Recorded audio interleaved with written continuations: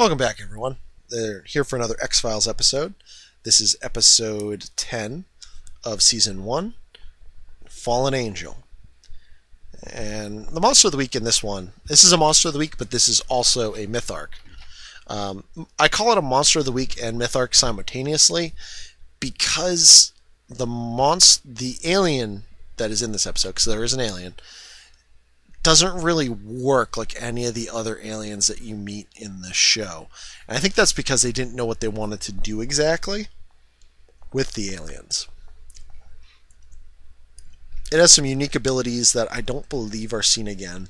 Like it can camouflage itself, it can project lethal amounts of electricity, it can move incredibly quickly, and it can survive an impact with the Earth considerably more powerful than any human could. So we can rate it as significantly tougher than a normal person too.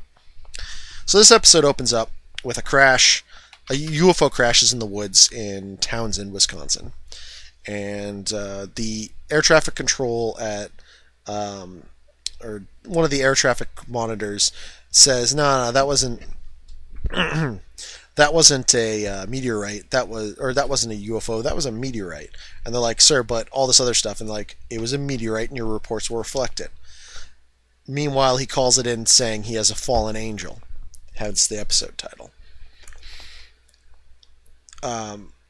In the meantime, you see the crash from the ground level, and a sheriff goes to investigate it. Something happens. There's this bright light that comes over him, and he screams and presumably is killed. And you find out later he was killed.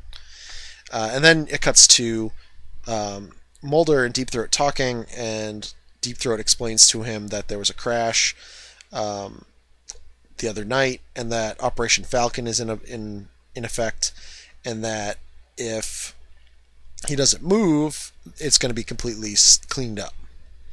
So he goes out to check this out without really anyone's sanction.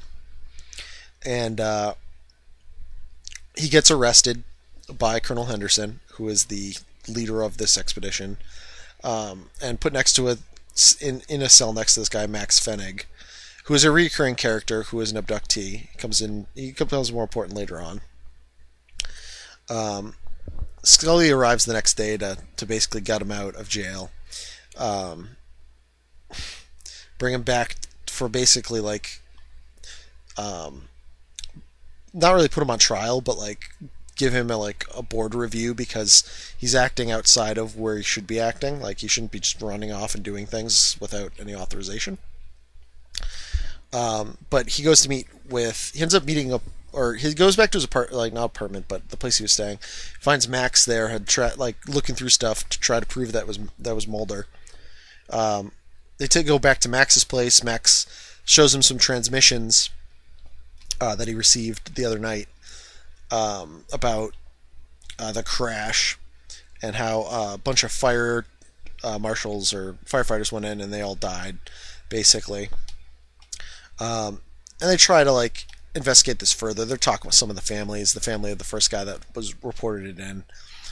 She doesn't want to talk about it because she A, doesn't know anything, and B, if she talks, she might lose her husband's pension, and that's all she's really got at this point. So that's a problem. Talk with the doctor that did the autopsies, and he's not forthcoming because Mulder suggests that they did something. They threatened him with his practice, basically, and he doesn't really go into it, but Scully ends up helping him out because they tried to trap the creature again, and it did not go well for them. A bunch of the soldiers got electrocuted with 3rd and 4th degree burns. I didn't know you could have a 4th degree burn, but apparently you can, and that's really fucking bad because a 3rd degree burn I thought was as bad as it gets. But I guess it can get worse. I mean, I guess it can always get worse. I don't know. Anyway, so Scully's helping out. Meanwhile, Mulder goes back to check on Max. He finds him having a seizure. He finds a scar behind his ear and believes that Max has been abducted. Scully refutes this, saying like he's on all these antipsychotics and whatever. He's clearly delusional. Mulder says, "But I'm the one that believes it. Max doesn't." Um, Meanwhile, Max gets up and on his own, of his own volition. Well, not really his own volition, but he starts hearing like he gets up and goes to this place. Mulder follows him, and it's the place where they're going to try to capture the creature. Basically, the creature's there too. Meanwhile, it cuts to the Air Force where another object's coming in, and they're like, "Oh yeah, it's just a sir. It's the aircrafting is like it's a meteor."